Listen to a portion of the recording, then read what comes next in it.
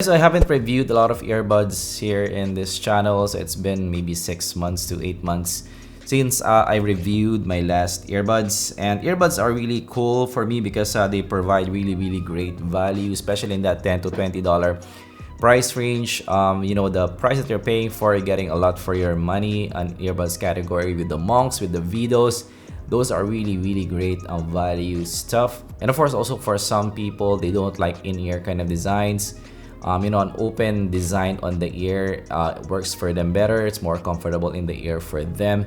So yeah, this is the NiceHCK B40. I haven't checked out an earbud from NiceHCK yet. Alright, so let's check out the box. So you do have that portrait of the earbud right here, B40. I got the mic version.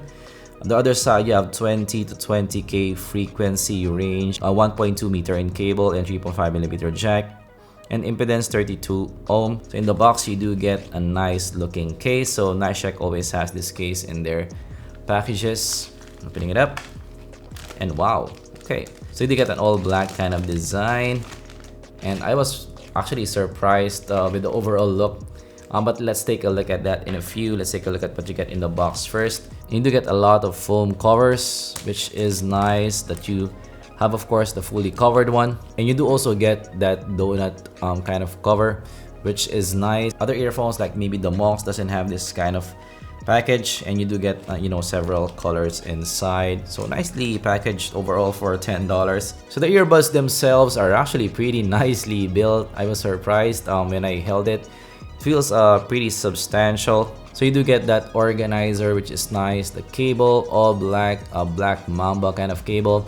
The texture is much like the TRN cable, kind of glossy in design, but of course this in the thin side, but it does feel well built here. So you do get that metal looking fork. This kind of feels plastic though. Also, you have a straight plug at the top. Lobes wise, it's pretty good looking. Actually, it's an all black kind of design. So in terms of the casing, they didn't use the Vido casing because that's what I always see in custom buds. Of course, they have their own kind of casing. At the other side, you have an all black kind of design. Of course, no metal here, just made of all plastic in build. Right now, let's go to the sound. So frankly speaking, this has been in the lab for 3 months now, and not a lot of people are requesting this, so I wasn't really expecting that much from the sound, but I was actually really impressed by the listen.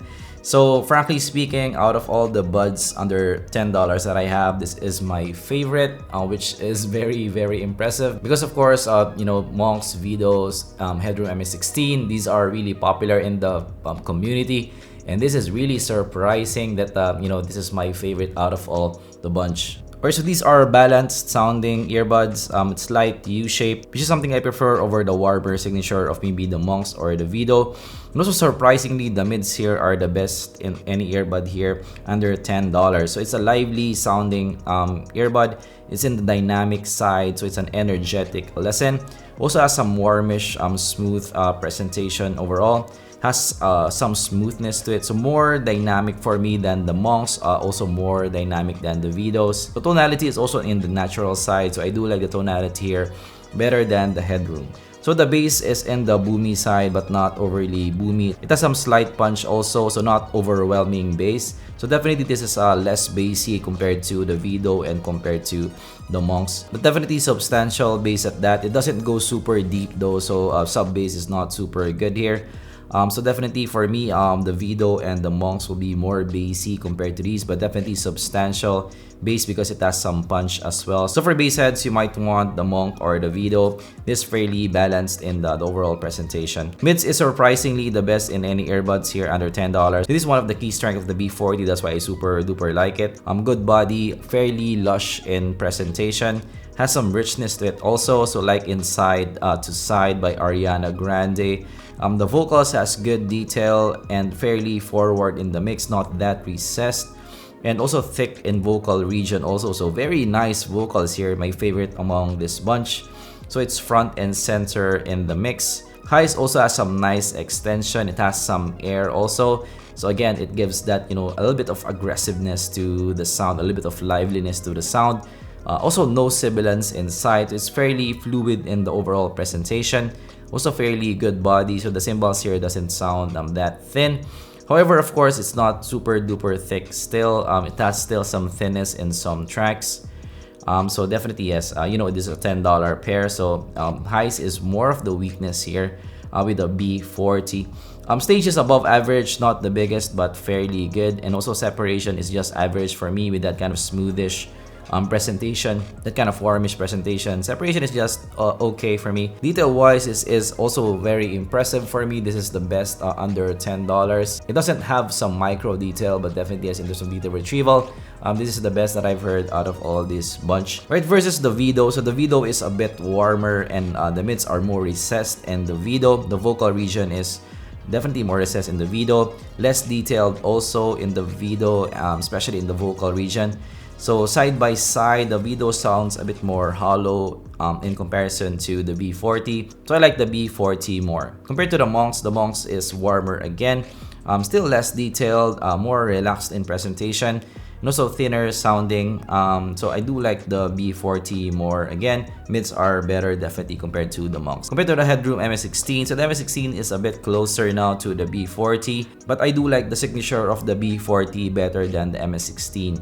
So the MH16 is less bright, more bassy, but more hollow mids again in the MH16. Detail retrieval in the mids is less in the MH16. So I do like the B40 more.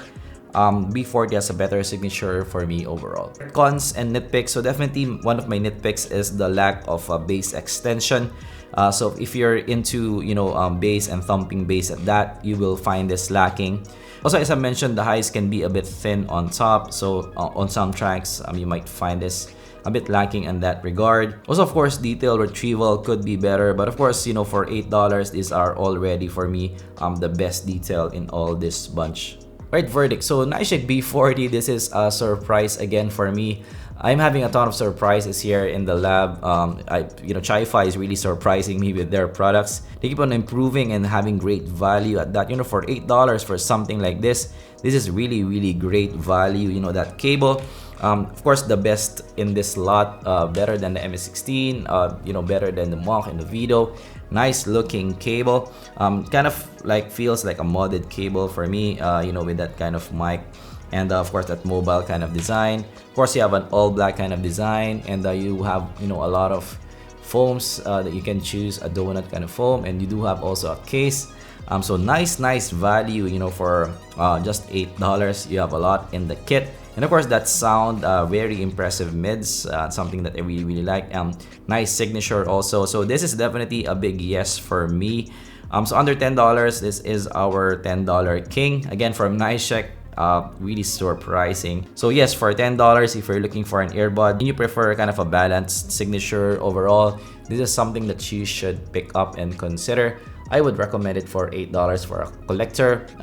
Pick this up also because it's a nice addition to your kit, having, you know, a NiceHCK earbud, because you're used to maybe Vitos or Monks or Headroom MH16. This is a different, you know, brand and different look also for, you know, an earbud.